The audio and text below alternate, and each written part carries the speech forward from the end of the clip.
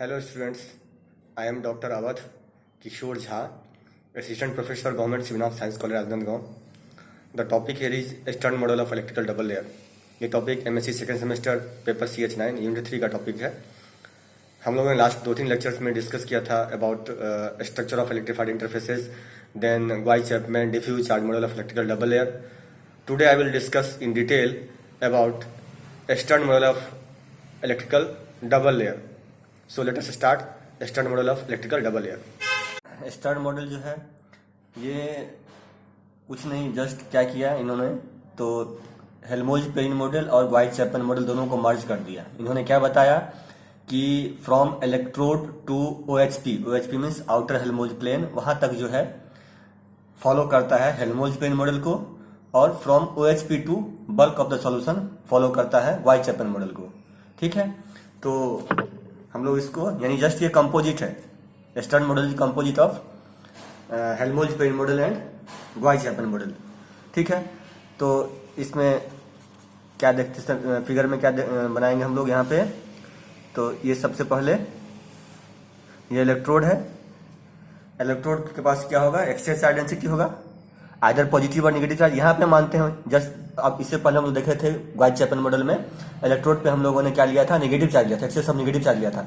यहाँ चेंज कर दे रहे हैं, कोई दिक्कत नहीं. यहाँ ले रहे हैं हम लोग पॉजिटिव चार्ज करते हैं.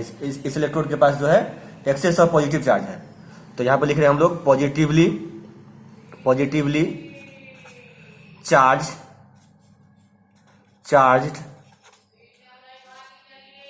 इलेक्ट्रोड. ठीक है, this is positively charge electrode. तो इलेक्ट्रोड पॉजिटिव चार्ज है तो क्या होगा, OHP पे क्या होगा, नेगेटिव चार्ज रहेगा. This is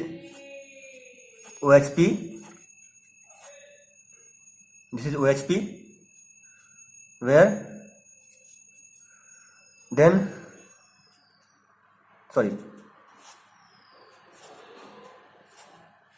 third layer,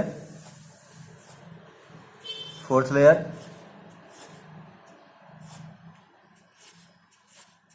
fifth layer, like that.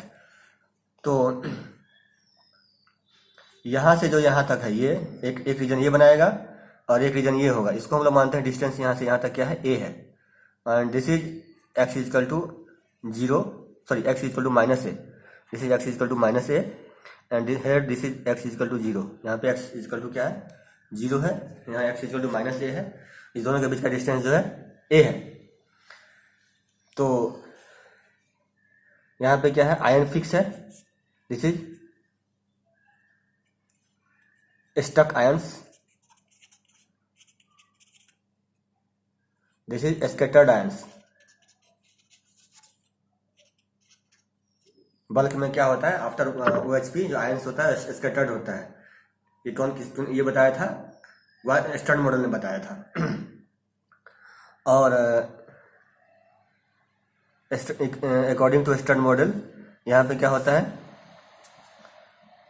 Charge separation का 2 रीजन होता है. एक ये बना था फ्रॉम इलेक्ट्रोड टू OHP, एक चार्ज सेपरेशन ये हुआ, एक चार्ज सेपरेशन जो है OHP to bulk of the solution. ठीक है, तो ये क्या है, 2 reasons of charge separation. B में हम लोग देखते हैं कि यदि ये 2 रीजन चार्ज सेपरेशन का है, और यदि इन्होंने स्टर्न मॉडल ने क्या बताया, ये जस्ट क्या होता है, अब फ्रॉम इलेक्ट्रोड टू OHP ये फॉलो करता है हेल्महोल्ट्ज़-पेरिन मॉडल को, और from OHP to bulk of the solution follow करता है वाइट-चैपमैन मॉडल को. तो क्या होगा, from electrode to OHP x equal to 0 और here x equal to -a. तो फ्रॉम इलेक्ट्रोड टू OHP क्या होगा, जैसे कि आप लोगों ने देखा होगा हेल्महोल्ट्ज़-पेरिन मॉडल में कि हेल्महोल्ट्ज़-पेरिन मॉडल में क्या होता है, जो पोटेंशियल होता है उसका लीनियर वेरिएशन होता है पोटेंशियल का. तो पोटेंशियल लीनियरली वेरी करेगा यहाँ से, और उसके बाद फॉलो करेगा एक्सपोनेंशियल डीके.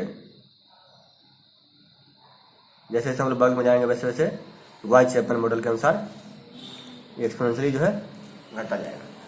तो ये जो है ये है लीनियर वेरिएशन। ये क्या है, साई नॉट पोटेंशियल है ये, और इधर जो है डिस्टेंस एक्स इन सॉल्यूशन। और यदि ये from electrode to OHP Helmholtz Perrin को फॉलो करता है, उसके बाद वाई चैपमैन को फॉलो करता है, तो हम लोग क्या कह सकते हैं कि ये क्या है, दो चार्ज सेपरेशन बनाएगा, यानी दो पैरेलल प्लेट कैपेसिटर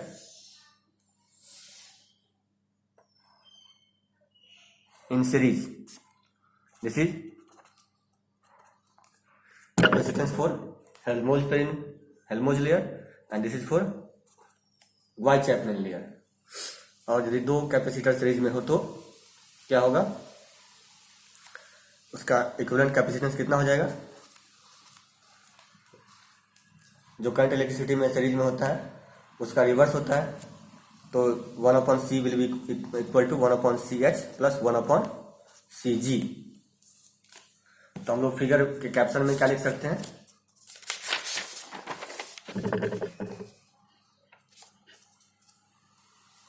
हम लोग जो है फिगर के कैप्शन में क्या लिख सकते हैं, figure 1 the Stern model A में a layer of ions stuck to the electrode and A में क्या देख रहे हैं कि एक लेयर है आयंस का जो स्टक है कहां से, इलेक्ट्रोड से, जिसको हम लोग OHP बोलते हैं, और रिमेनिंग जो है स्कैटर्ड है बल्क ऑफ द सॉल्यूशन में, and the remainder scattered in cloud fashion। बाकी जो है स्कैटर्ड है क्लाउड की तरह, बल्क में स्कैटर्ड है, ठीक है। बी में हम लोग क्या देखें, फिगर में बी में क्या है, तो the potential variation, figure B में the potential variation according to this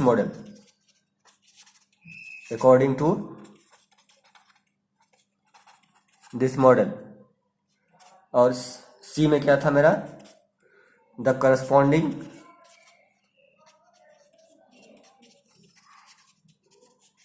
corresponding total differential capacity C is given by the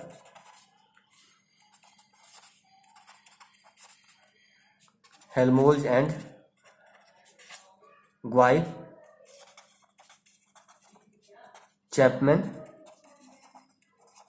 in series, ठीक है। तो सी में हम लोग क्या देखे हैं कि जो इक्विवेलेंट नेट कैपेसिटेंस जो होगा, टोटल कैपेसिटेंस जो होगा, कैपेसिटी होगा, जब हेल्महोल्ट्ज और बाई-चैपमैन जो है आपस में दोनों लेयर सीरीज में जुड़ा हुआ है तो क्या होगा, तो हम लोग देखें अभी 1/C will be equal to 1/CH Helmholtz upon 1/CG, ठीक है। तो इसमें हम लोग फर्स्ट पॉइंट क्या लिख सकते हैं हम लोग कि ये मॉडल क्या है, जस्ट कंपोजिट है किसका, हेल्महोल्ट्ज पेरिन और वाई-चैपमैन का, ठीक है। दोनों को इन्होंने क्या किया, कंबाइन कर दिया, ठीक है। तो फर्स्ट पॉइंट यहां पे क्या लिख सकते हैं, तो this model attempts A synthesis of the Helmholtz Perrin and the Guy-Chapman model. इन्होंने क्या किया, दोनों का सिंथेसिस कर, दोनों को कंबाइन कर दिया, गाई-चैपमैन मॉडल्स। और क्या किया था, जो गाई-चैपमैन ने पॉइंट चार्ज कंसीडर किया गया था उसको एलिमिनेट कर दिया, ठीक है। And eliminate the point charge approximation of the diffuse charge theory। Stern ने उन्होंने क्या किया था, तो डिवाइड कर दिया था दो पार्ट में, from electrode to OHP Helmholtz layer और from OHP to bulk Gouy Chapman layer. तो क्या लिख सकते हैं हम लोग, तो द स्टर्न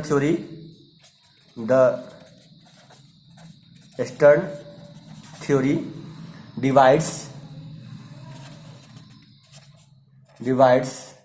द सॉल्यूशन को दो पार्ट में डिवाइड कर दिया था, solution charge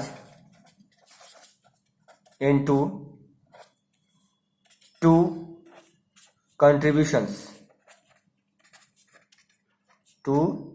contributions as shown in figure 1a। part of the charge QS, total charge जो QS मतलब टोटल चार्ज जो सॉल्यूशन में है वो in the solution is immobilised, मतलब पार्ट ऑफ द सॉल्यूशन जो होता है वो क्या रहता है, फिक्स रहता है OHP तक, ठीक है।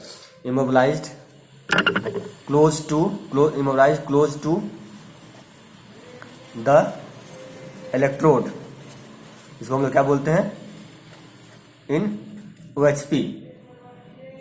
ये क्या होता है, हेल्महोल्ट्ज़ चार्ज होता है। तो the Helmholtz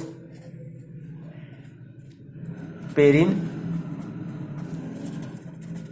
charge QH।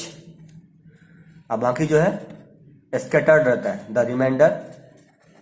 Reminder is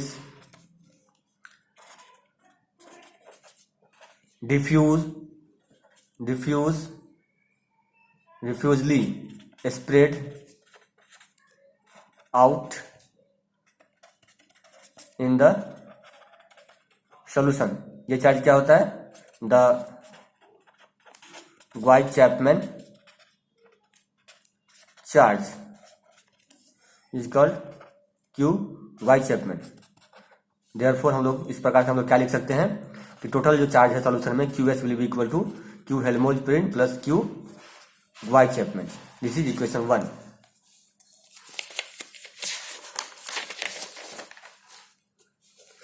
तो चूंकि यहाँ पे क्या है, दो चार्ज सेपरेशन है, one from electrode to Helmholtz and second from Helmholtz to bulk of the solution. Therefore यहाँ पे क्या होगा, दो पोटेंशियल ड्रॉप होगा। तो नेक्स्ट पॉइंट क्या लिख सकते हैं हम लोग, as a result of separation of charges there occur drops in potential। thus इस प्रकार the Stern model suggests two potential drops. First total जो पोटेंशियल ड्रॉप है from metal to bulk of the solution, 5 metal to 5 bulk will be equal to, इन्होंने Stern model में क्या किया था, बताया था कि दो लेयर होता है चार्ज का, तो दो पोटेंशियल ड्रॉप होगा। तो फर्स्ट एक होगा कि from metal to Helmholtz layer 5H and another will be from 5H to 5 bulk. This is equation 2, जहाँ पे फाई एम क्या है, फाई एम और फाई एच क्या है, तो इनर पोटेंशियल है मेटल का और हेल्महोल्ट्ज प्लेन का, ठीक है। और फाई बल्क जो है वो बल्क ऑफ द सॉल्यूशन का पोटेंशियल है। तो यहाँ पे क्या लिख सकते हैं, where phi M and phi H are the inner potentials at the metal and the Helmholtz planes respectively, and phi bulk is the potential in the bulk of the solution।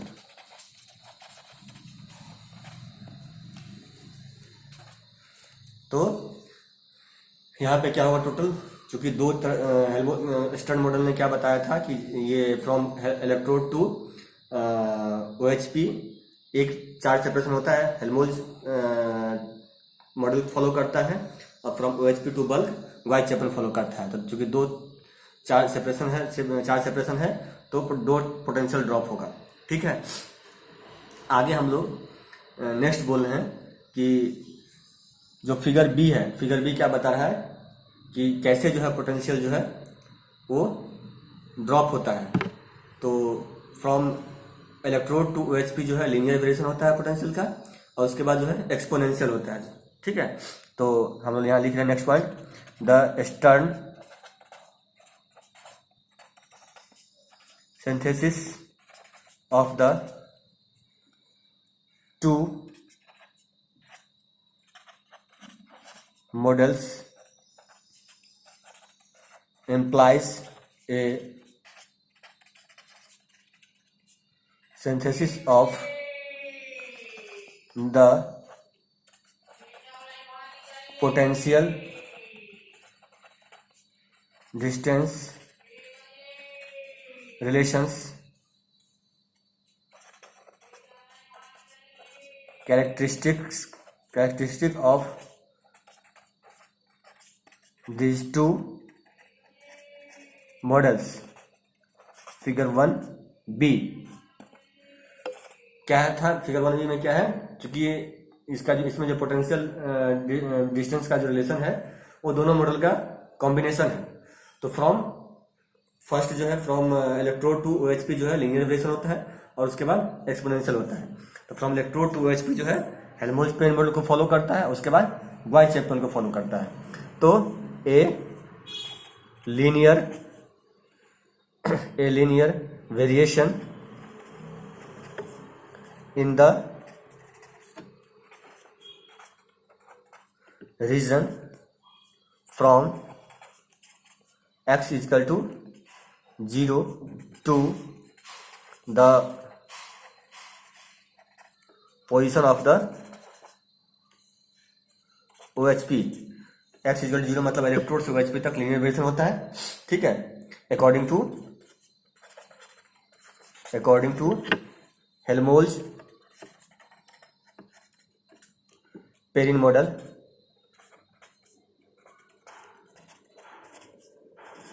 ठीक है। उसके बाद वाइट चैपल फॉलो करता है, exponential variation होता है, decay होता है, and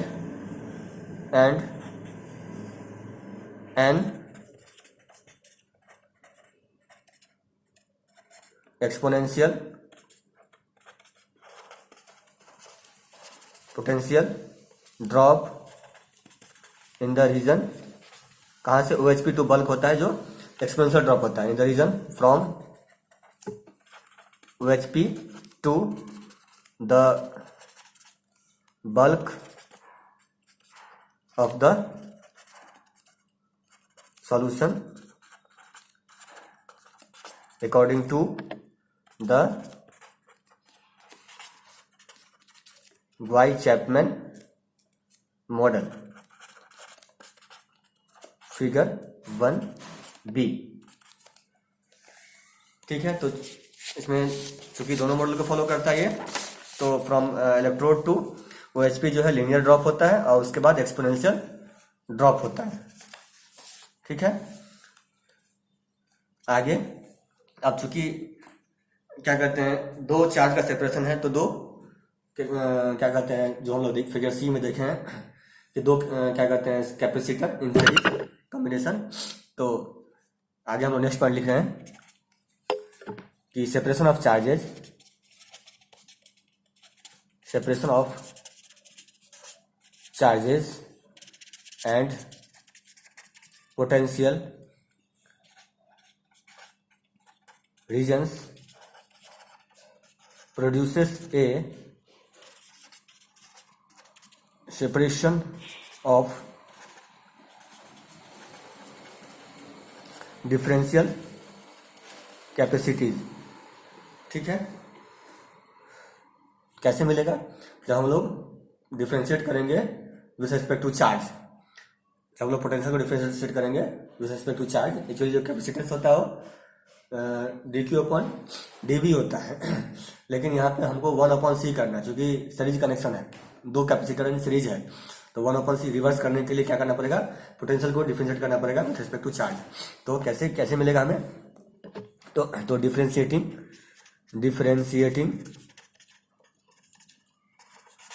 the potential difference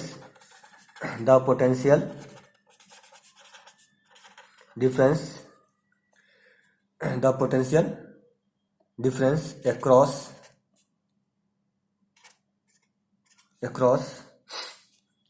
the interface. कहाँ देखा था हम लोग, इक्वेशन 2 में था, ये हम लोग भी लिखे थे इक्वेशन 2, ये पोटेंशियल डिफरेंस अक्रॉस इंटरफेस, ये जो लिखे हैं इक्वेशन 2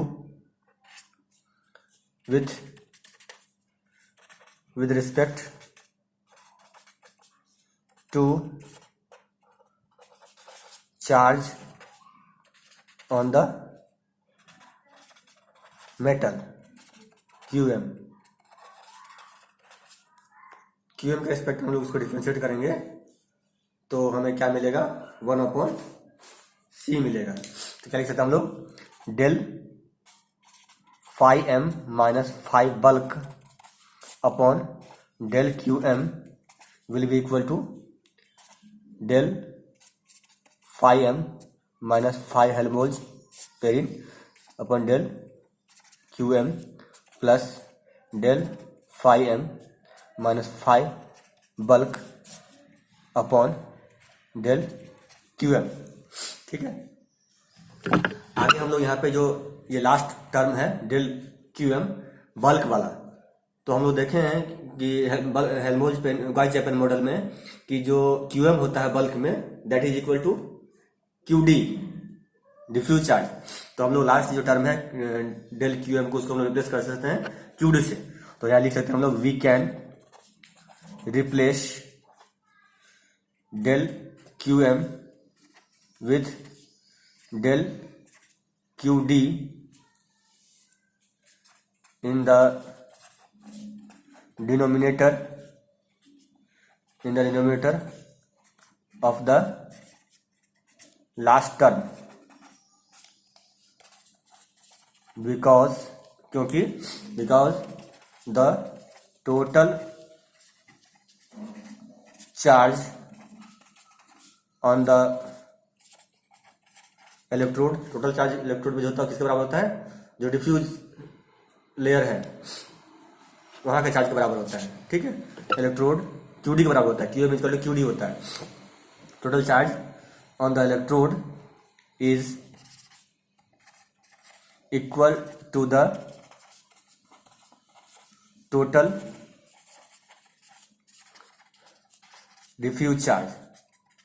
दस क्या हो जाएगा, क्या लिख सकते हैं हम लोग इसको, लास्ट टर्म को हम लोग रिप्लेस कर सकते हैं किससे, डेल क्यू डी से रिप्लेस कर सकते हैं। तो del phi M minus phi bulk upon del Q M is equal to del phi M minus phi Helmholtz पेरिंग upon del Q M plus del phi Helmholtz plane minus phi bulk upon del Q D. यहाँ से क्या लिख सकते हैं हम लोग, चूंकि रिवर्स है ये, change in potential upon change in charge है, तो ये 1/c देगा, तो 1/c will be equal to 1/ch plus 1/cg, equation 3। यहाँ पे c क्या है, इक्विवेलेंट कैपेसिटेंस है, ठीक है, और ch क्या है, हेल्महोल्ट्ज पेन कैपेसिटी है, और cg क्या है, ग्वाई चैपमैन कैपेसिटी है। तो हम क्या लिख सकते हैं आगे नीचे where c is the total capacity of the interface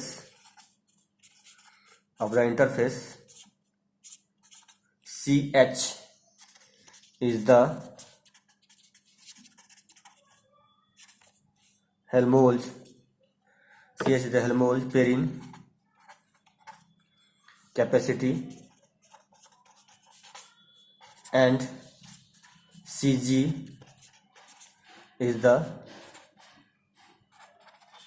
Guy-Chapman और diffuse charge capacity. Thus we can conclude,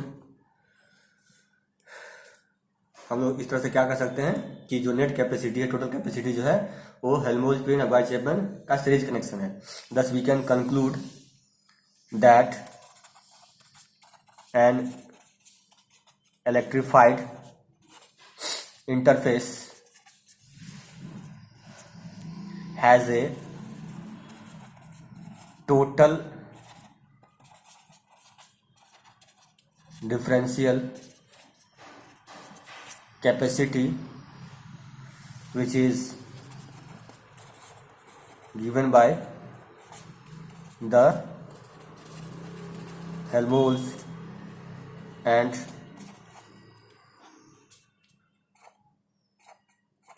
Guy-Chapman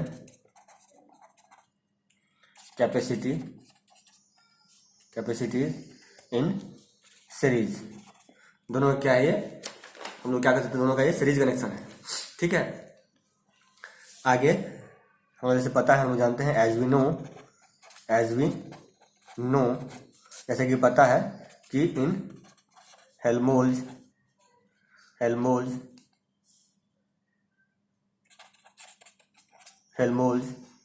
pairing model, आप लोग पढ़े हो, हेल्महोल्ट्ज पेरिंग में कैपेसिटी का क्या था equation, epsilon are epsilon naught upon D, इसको 4 इक्वेशन मानते हैं।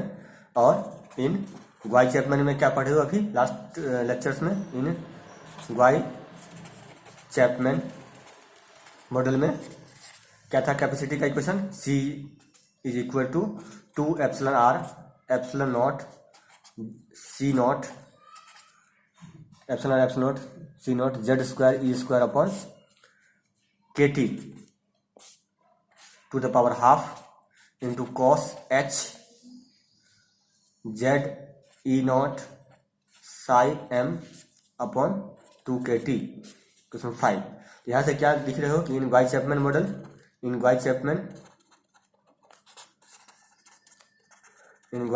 मॉडल जो है, सी जो है कैपेसिटी जो है directly proportional to concentration C not.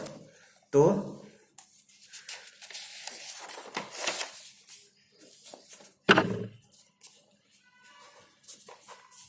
First case, यदि सॉल्यूशन का सॉल्यूशन यदि कंसंट्रेटेड है, तो case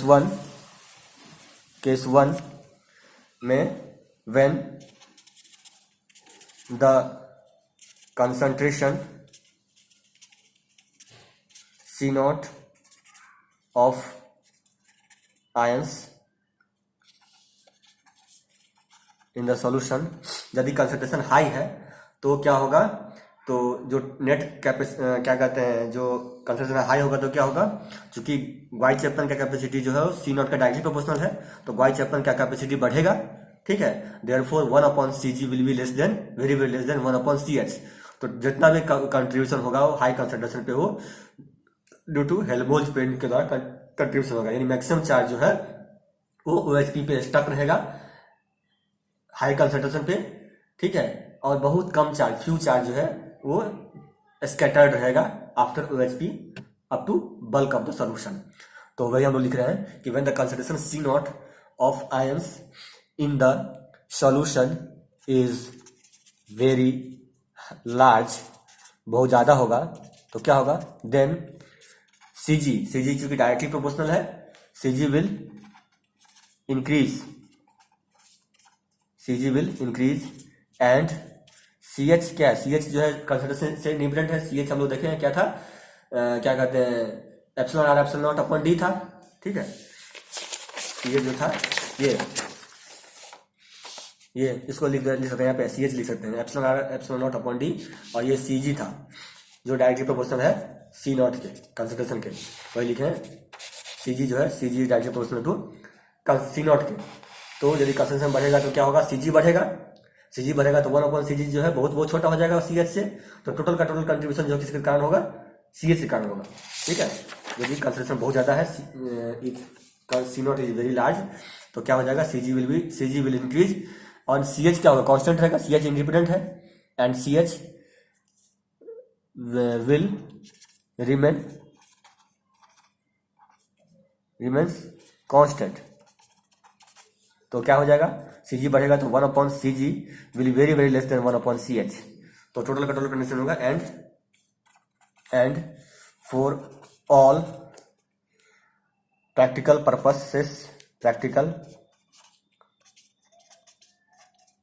purposes C will be equal to CH, ठीक है। That is in concentrated solution the capacity of the interface is effectively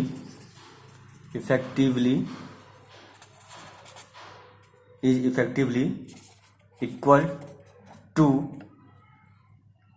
interface is effectively equal to capacity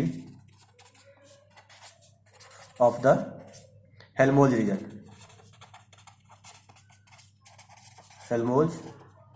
region। इसका मतलब क्या है कि सारा का सारा आयन जो है वो स्टक रहता है OHP पे, ठीक है, कंसंट्रेट हो जाता है, स्क्वीज कर जाता है, जाके चिपक जाता है OHP पे। बहुत कम आयन जो है वो बल्क में जो है आफ्टर OHP डिफ्यूज रहता है। तो इसका मतलब क्या है, तो आगे क्या लिख सकते हैं हम लोग, this implies that most of the solution charge is squeezed onto the Helmholtz plane। In other words, दूसरे शब्दों में क्या कर सकते हैं कि बहुत कम चार्ज जो है वो बल्क में आफ्टर OHP स्कैटर्ड रहता है। In other words only a very small charge is scattered diffusely into the solution in the Guy-Chapman model,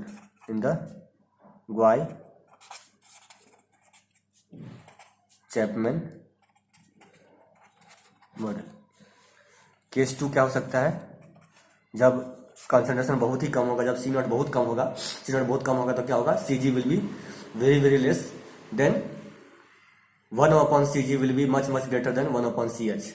ठीक है, तो उस केस में क्या होगा, जो टोटल मैक्सिमम चार्ज जो है स्कैटर्ड रहेगा from O H P to bulk of the solution. तो केस टू क्या लिख सकते हैं हम लोग, when C naught is low then तब क्या होगा 1 upon C ji. C not come होगा तो क्या होगा, सी जी जो है वो बहुत ही कम होगा तो 1 upon सी जी जो है ज़्यादा हो जाएगा, 1 upon C G much much much greater than 1 upon C H. ठीक है, एंड दस जो नेट कैपेसिटेंस हो जाएगा will be almost equal to C G. ठीक है, तो ये क्या बताता है, this implies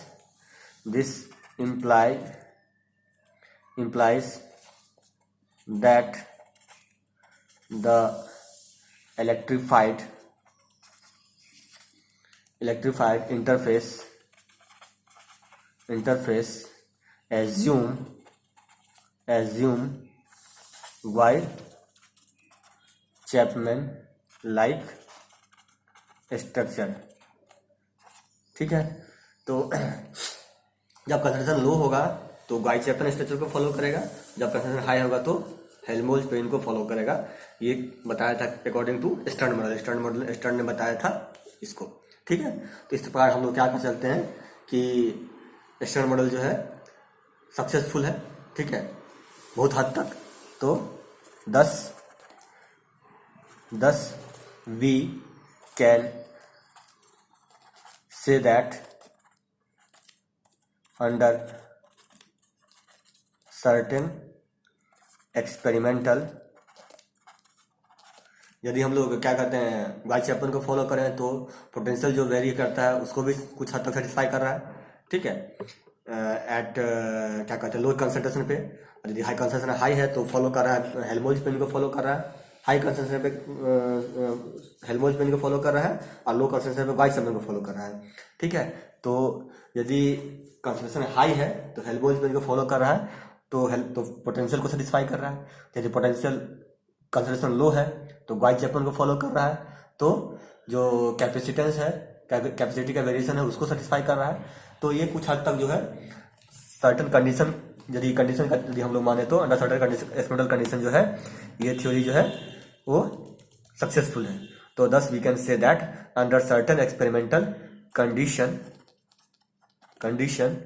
the Stern model is